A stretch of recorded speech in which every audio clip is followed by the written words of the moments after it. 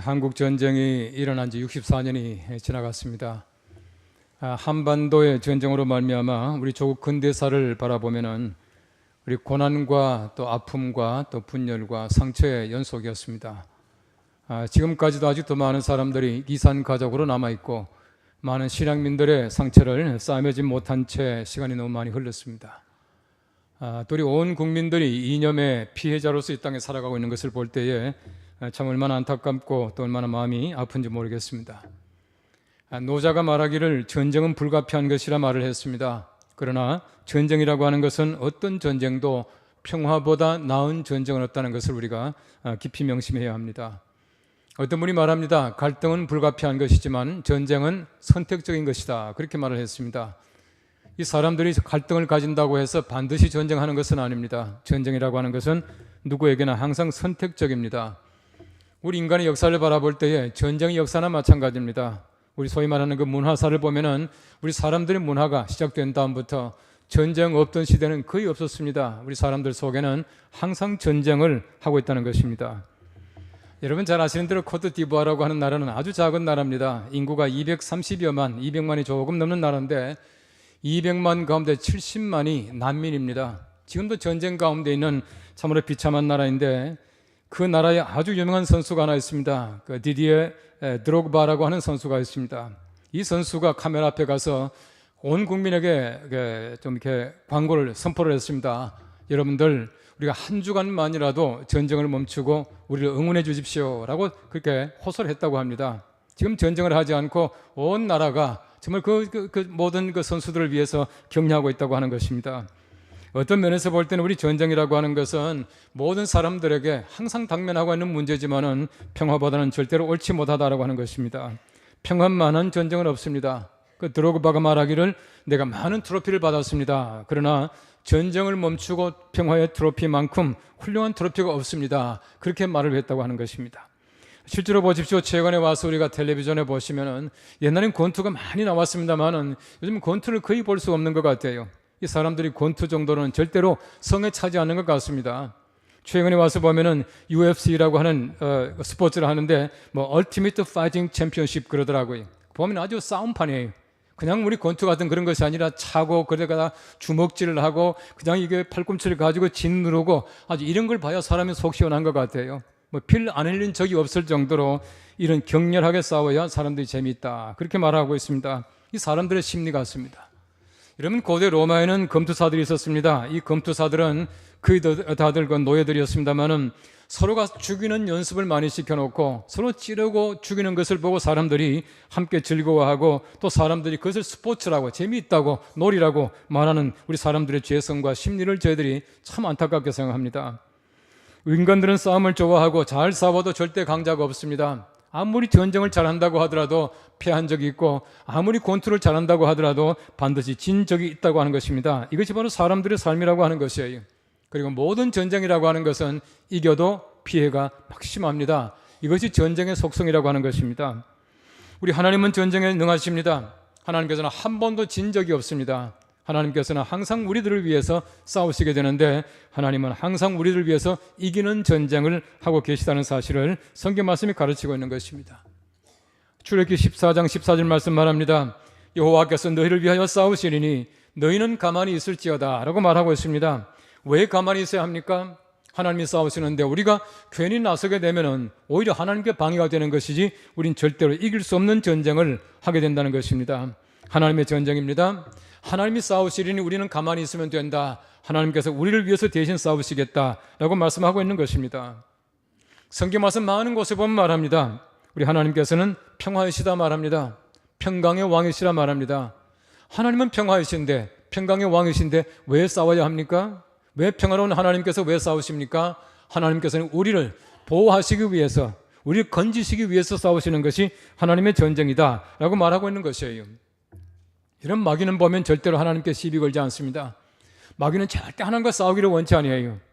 대신 우리 하나님의 사람들에게는 항상 시비하고 항상 싸움을 걸어옵니다. 그래야 하나님이 중간에 개입하기 때문에 그렇습니다.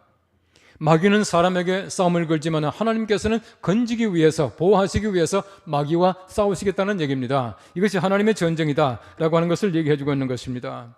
하나님께서는 항상 우리를 보호하시기 위하여 우리 평안케 하시려고 싸우십니다. 이것이 하나님의 전쟁이며 우리가 승리하게 하시는 하나님의 승리다라고 하는 것을 말씀해 주고 있는 것입니다.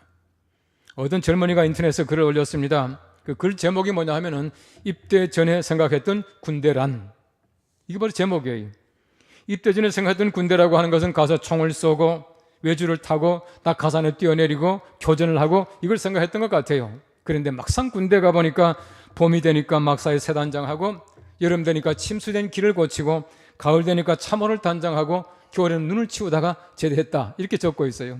그 말이 맞습니다. 얼마나 복된 얘기인지 모릅니다. 여러분, 군대 가서 북한군하고 한번 교전해 보실랍니까? 낙하산 타고 적진에 한번 들어가 보실래요? 우리가 전쟁하지 않는 것, 눈 치우다가 제대한 것이 얼마나 감사한 일인지 모릅니다.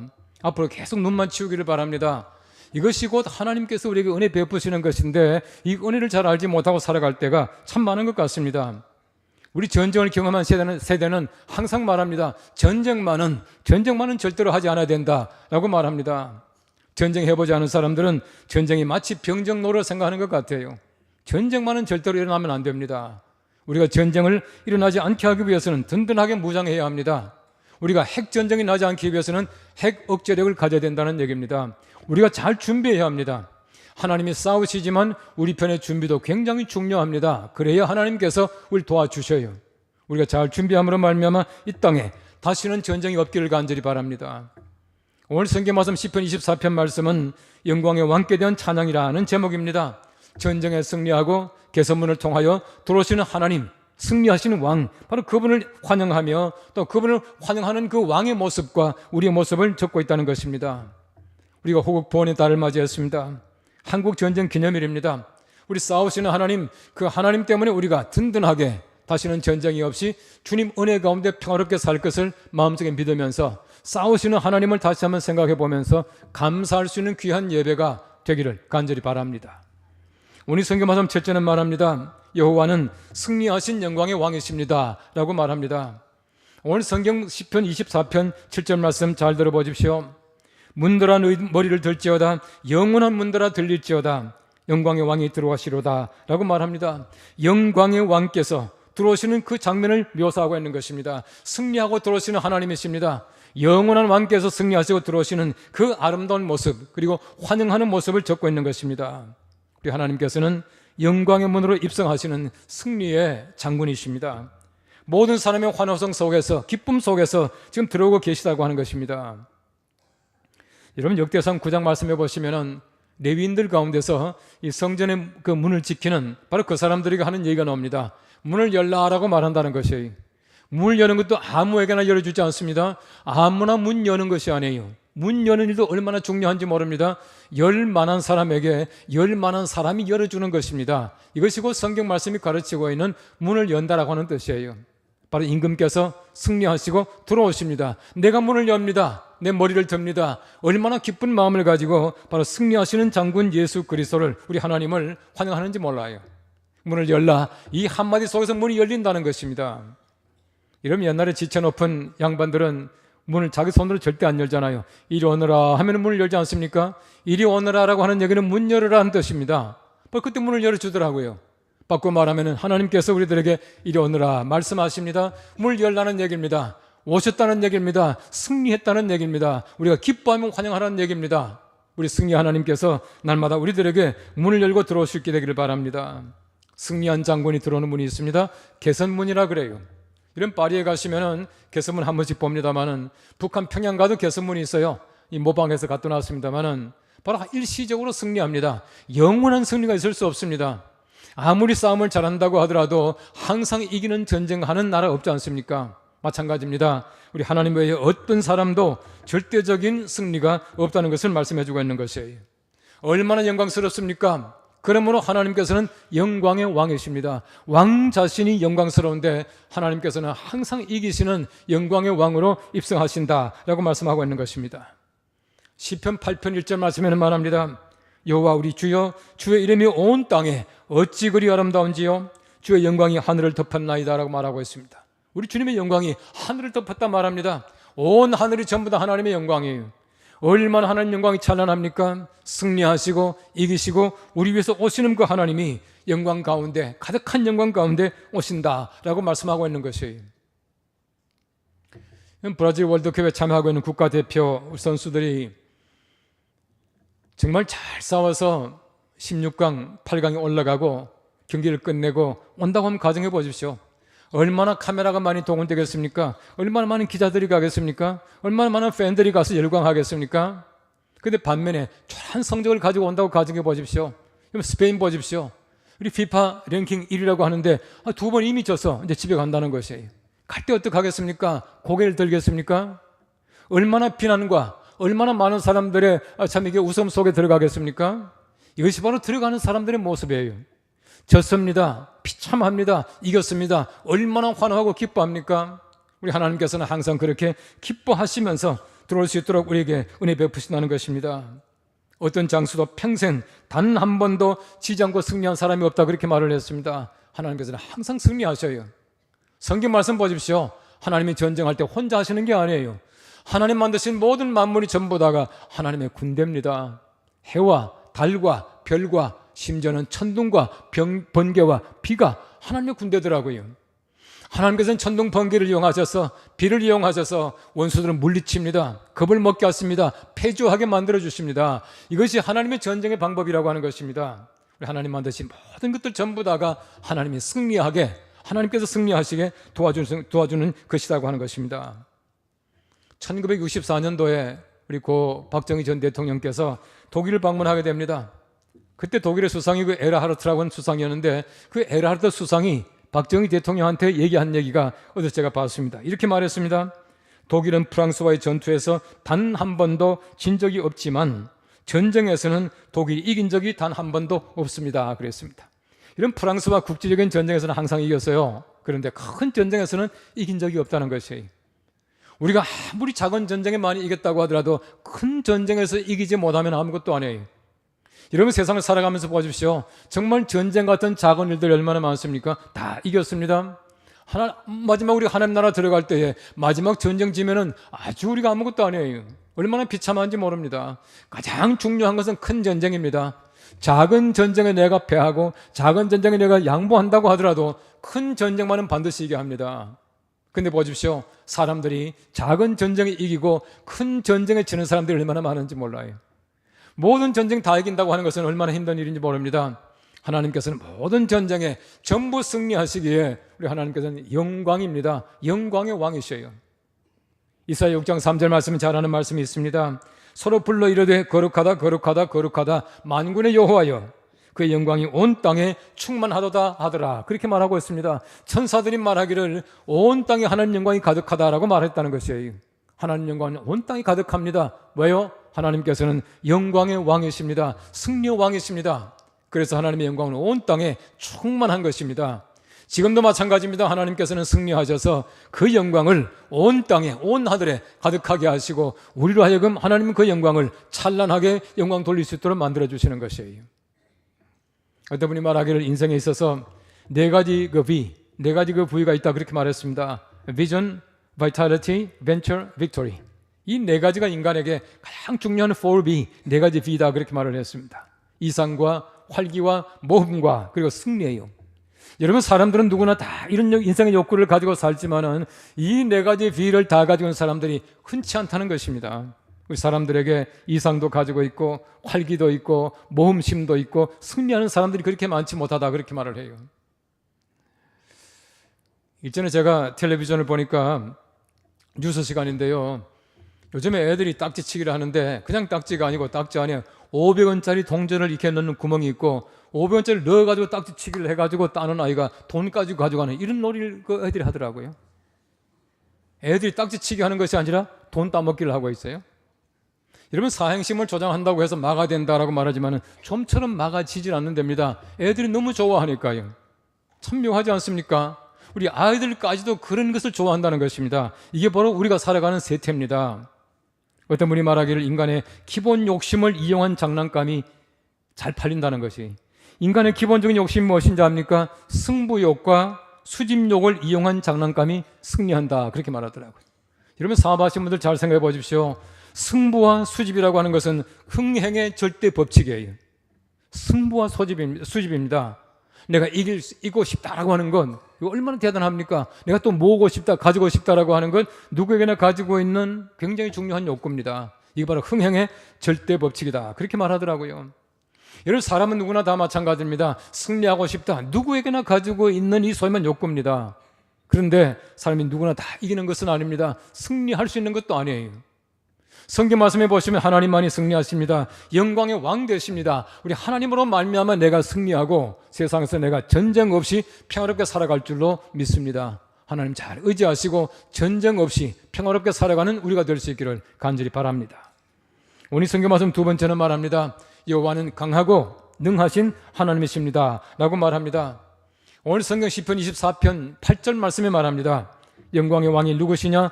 강하고 능한 하나님이시요 전쟁에 능한 하나님이시로다 말하고 있습니다. 강하고 능하신 분이 바로 하나님이셔요. 하나님이 얼마나 강해야 됩니까? 이스라엘 백성들은 하나님을 강한 분으로 생각했습니다. 강해야 합니다. 그들이 얼마나 많은 침략받았습니까? 얼마나 많은 어려움 속에 살아가고 있습니까? 옆에 강대국들 아수르나 바벨론이나 페르시아나 애굽이나 얼마나 큰 나라들입니까? 이 큰 나라 사이에 끼어서 얼마나 많은 고통 당했는지 몰라요. 그러므로 그들의 하나님은 강해야 합니다. 능해야 합니다. 전쟁을 잘해야 합니다. 바로 그 하나님을 그들은 믿고 살았던 것이에요. 우리 하나님께서는 강하고 능하다 말하고 있습니다. 정말 그 전사에게 어울린 수식어입니다. 여호와는 바로 강하고 능하신 용사시고 우리 하나님이시다 라고 말하고 있습니다. 여러분, 강하고 능하다라고 하는 말은 참 중요한 일입니다. 참 필요한 것이에요. 우리 모든 사람들이 전부 강하지만 능한 것은 아니에요. 강하다고 능한 것도 아니더라고요. 우리나라의 씨름 보십시오. 우리 전통 씨름이나 또 우리 일본의 그 스모라고 하는 것이나 또 우리 그 몽골에 가시면 그 부쿠라는 게 있습니다. 그 씨름 비슷한 게 있어요. 이런 거는 같은 아마 이게 좀 닮은 꼴 그 경기 같아요. 그런데 보시면은 참 그 경기 묘해요. 우리나라도 마찬가지입니다만은 아주 뭐 몸이 크고 몸무게 많이 나고 힘이 세다고 반드시 이기는 것이 아니지 않습니까? 제가 지난번 몽골 갔을 때 보니까 몽골도 사람들이 그 부후를 좋아하니까 그 부후가 열심히 그 뭐 많이 나오는 그 채널이 있더라고요. 잠시 보니까 그것대로 또 매립고 재미가 있어요. 다 이고 나니까 이러면서 독수리 흉내를 내고요 하는데 참 재미가 있어요. 근데 보니까 그날 제가 보고 있는데도요, 어떤 자그마한 사람이 나왔더라고요. 그 상대는 굉장히 큰 사람이에요. 키도 큰 사람인데 머리 하나가 적은 사람이 나왔는데 그 사람이 이겼어요. 상대방의 힘을 이용해가지고 싹 돌리니까 그 사람이 뻥 넘어지더란 말이에요. 강하지만 능하지 못하더라고요. 예. 제가 군에 있을 때 우리 그 부대에 그 선수들이 많이 있었는데 이 선수들 가운데는 씨름 선수도 있었어요. 씨름 선수 가운데 그 당시에 권석조라고 하는 분이 있었는데 이분은 뭐 저하고 이제 비슷한 그 연령이고 뭐 몸도 저보다 별로 크지 않아요. 조금 키 클까 말까 하는 그런 체격을 가지고 있는데 그 당시에 한국에서 기술 씨름 1인자라 그렇게 얘기했습니다. 한 번에 큰 사람을 경기하는 거 보니까요, 속에 들어가더니만 뒤집어 버리더만 뒤집기를 하더라고요. 얼마나 그 기술이 현란한지 몰라요. 여러분 보십시오. 작지만은 능합니다. 강하지만 능하지 못해요. 여러분, 세상에 수많은 사람들은 강하지만 능하지 못합니다. 근데 우리 하나님께서는 강하면서 능하시대요. 그래서 우리 하나님이 되시는 것입니다. 여러분, 성경 말씀에 보시면은 전쟁이라고 하는 단어가 많이 등장합니다. 구약 성경 말씀에 95번 등장합니다. 신약 성경 말씀에 전쟁이라고 하는 말이 7번 나와요. 합계가 102번입니다. 그런데 보십시오. 구약에 훨씬 더 많이 나오잖아요. 전쟁이라고 하는 말은 구약적인 용어입니다. 거기에다가 구약적인 용어이면서 하나님의 용어입니다. 근데 보십시오. 성경 말씀에 구약에서 보시면은 전쟁을 누가 합니까? 사람들이 하는 것 같지만 하나님이 하셔요. 모세가 아말렉과 전쟁합니다. 모세가 했습니까? 하나님이 하셨죠. 모세는 손만 들으면 되었습니다. 여호수아 보십시오. 전쟁할 때마다 이깁니다. 어떻게 이겼습니까? 하나님의 은혜로 말미암아 이겨요. 여러분, 성경 말씀 여호수아 14장 14절 말씀 말합니다. 이는 그가 이스라엘 하나님 여호와를 온전히 쫓았습니다 말하고 있습니다. 하나님 열심히 쫓아갔더니 이기더라 그렇게 말하고 있어요. 15절 말씀에는 말합니다. 그 땅에 전쟁이 그쳤더라. 무슨 말입니까? 너무 전쟁을 잘하니까 전쟁이 없는 것이에요. 하나님이 전쟁해 주시니까 전쟁이 없는 겁니다. 하나님이 승리하시기 때문에 감히 원수가 달려들지 못한다는 얘기입니다. 이런 전쟁을 하나님께서 하시고 우리가 해야 된다는 얘기예요. 제가 여러 번 말씀했습니다마는 다윗도 마찬가지입니다. 다윗은 전쟁하기 전에 하나님께 물어봤습니다. 하나님께 승리를 확약받고 그 다음에 전쟁에 나가는 것이에요. 이것이 바로 다윗의 전쟁이었습니다. 손자병법이 얘기하는 것과 어쩜 그렇게 닮았는지 몰라요. 손자병법 말합니다. 승병은 선승 이후 구전하고 패병은 선전 이후 구승한다 그랬습니다. 이기는 병사는 먼저 이기고 나서 전쟁을 구하고 패한 병사는 전쟁하고 뒤에 승리를 구한다는 것이에요. 우리 말에 이기고 전쟁해야 합니다.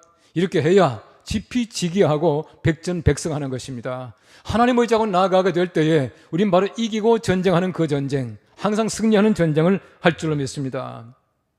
어린 학생들이 말합니다. 어떻게 하면 싸움 잘합니까? 싸움의 기술을 가르쳐 주십시오 라고 하는 것이 막 글에 올라오더라고요. 근데 보십시오, 저는 알고 있어요. 싸움 잘하는 방법. 한 번쯤 치고받고 전쟁 싸워본 적 없습니다만 알아요. 하나님 의지하면 됩니다. 하나님께 맡기면은 우리 모든 싸움을 이길 줄로 믿습니다. 우리 세상 살아가면서 얼마나 세상이 정말 전쟁터 같습니까? 문자도 전장이에요. 싸움터입니다. 그래서 우리가 말하지 않습니까? 생활전선이라고. 생활전선이라고 그러잖아요. 정말 전쟁 같은 삶을 살고 있는 것이에요. 우리가 세상 살아가면서 전쟁 같은 삶에서 이기기 위해서 어떻게 해야 합니까? 날마다 하나님 의지하고 선한 싸움을 싸워야 합니다.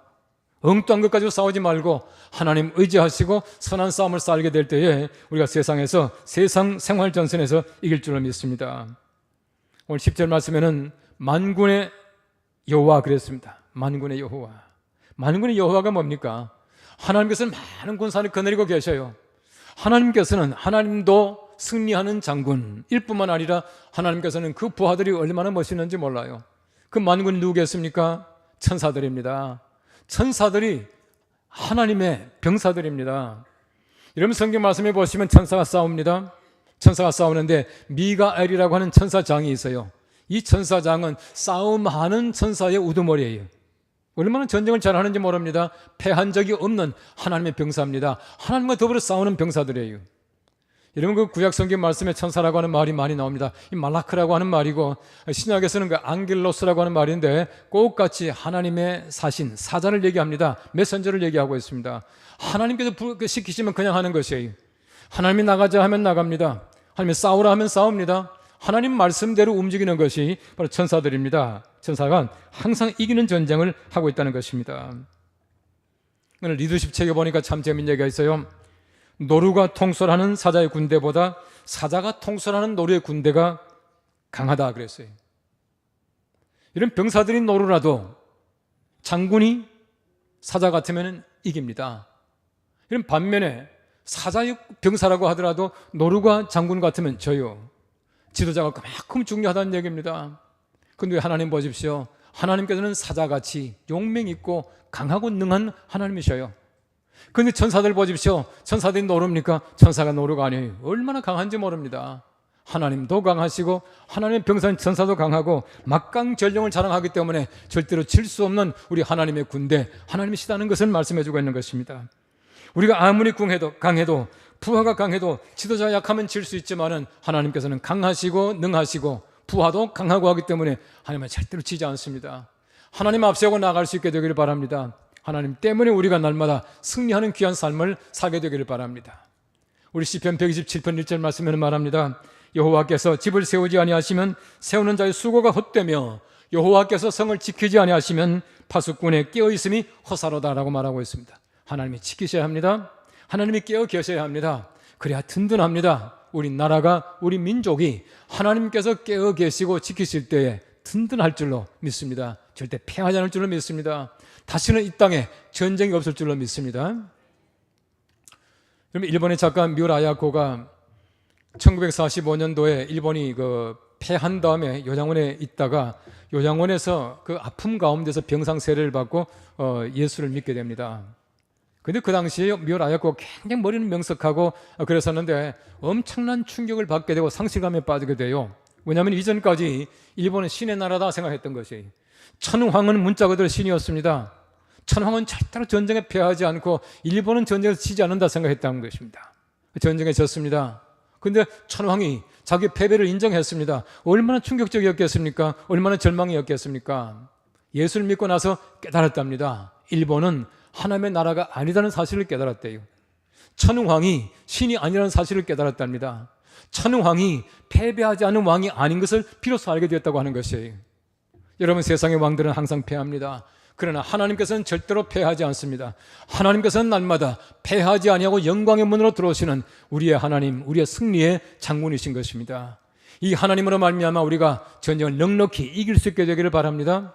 그리고 하나님의 전쟁으로 말미암아 이 땅에 다시는 전쟁이 없기를 바랍니다. 그래서 우리나라가 정말 평화로운 나라가 되고 핵이 없는 그 한반도가 되고, 그리고 평화 통일되어서 이 세계에 나가서 많은 사람에게 제사장의 나라 같은 아름답고 복된 나라로 거듭날 수 있게 되기를 간절히 바랍니다. 우리 모두가 그런 슬기로운 백성들, 하나님 잘 믿는 백성들 되어서 하나님께서 주시는 귀한 은총 속에 그 전쟁에서 능하신 하나님을 믿고 살아갈 수 있는 우리 민족이 될 수 있기를 간절히 바랍니다. 기도하겠습니다.